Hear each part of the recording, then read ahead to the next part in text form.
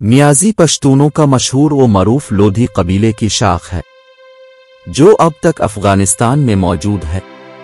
ये वाहिद पश्तून कबीला है जिनके लोग बैक वक्त फ़ारसी, पश्तो, पंजाबी, सराइकी, उर्दू और हिंदी ज़बान को मादरी ज़बान के तौर पर बोलते हैं। ये उन चंद पश्तून कबीलों में से एक है जो मुस्तकिल आबादकार के साथ साथ अभी तक कूची यानी खाना बदोश रवायात को भी जिंदा रखे हुए है।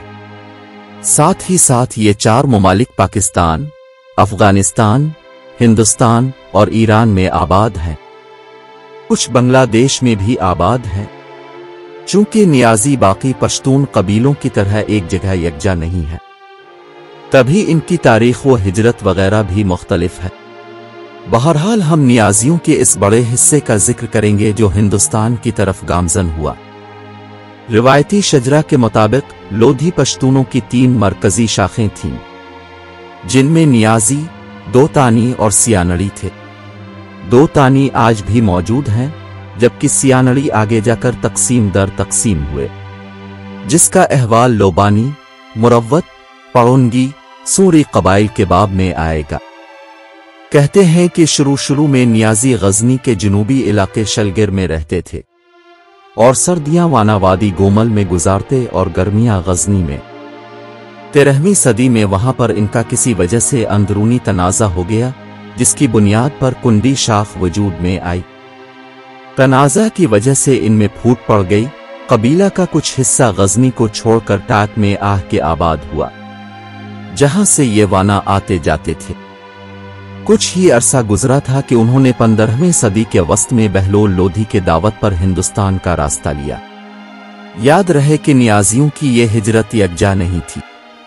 सबसे आगे सुंबल नियाज़ी थे, पीछे ईसा खेल व मसानी, जबकि इनके पीछे सरहन, महियार, मचन खेल, बाही वगैरह।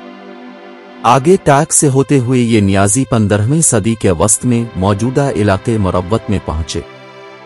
जब 16वीं सदी के इब्तिदा में मुगल बादशाह बाबर ने बन्नू पर हमला किया तो नियाज़ियों पर ताख्त का भी जिक्र किया। इस वक्त ईसा खेल दर्रा तंग के पहाड़ों में रहते थे।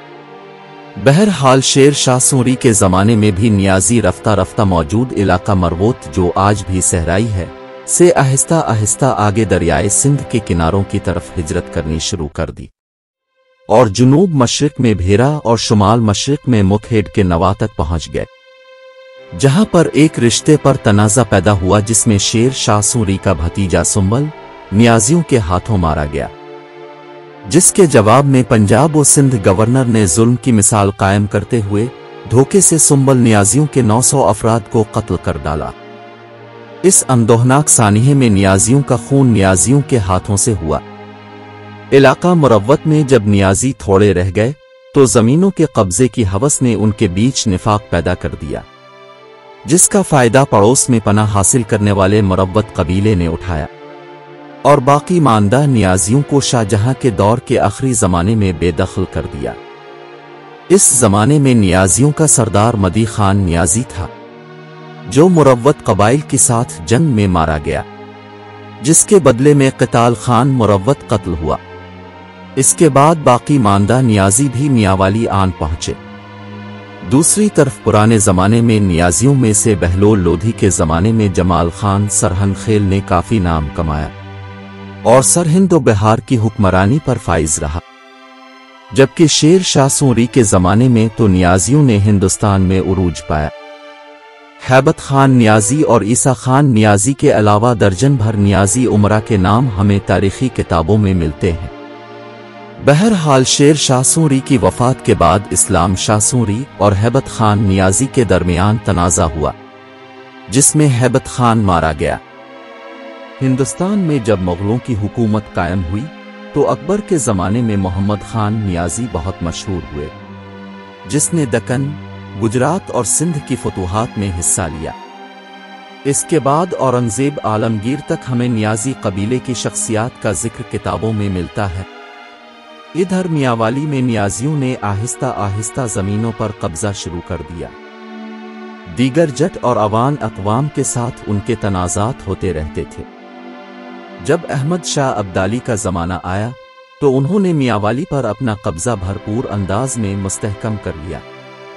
साथ ही खान ज़मान खान नियाज़ी की सरबराही में पानीपत की लड़ाई में शामिल होकर बहादुरी की मिसाल कायम की, जिसके बाद से आज तक नियाज़ी मियांवाली में सियासी और समाजी लिहाज से मुक़्तदर चले आते हैं। सिखों के ज़माने में भी नियाज़ियों ने भरपूर मुज़ाहमत की, क्योंकि नियाज़ी पश्तूनों का हर अव्वल कबीला था।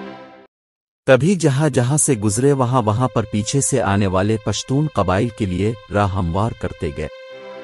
वहीं इसका गैर पश्तून कबाइल से सामना भी ज्यादा हुआ, जिसकी वजह से इस नियाज़ी कबीले के लोगों ने आहिस्ता आहिस्ता पश्तो ज़बान की जगह लोकल ज़बान जैसे सराइकी, हिंद को या पंजाबी ज़बान बोलने लग गए।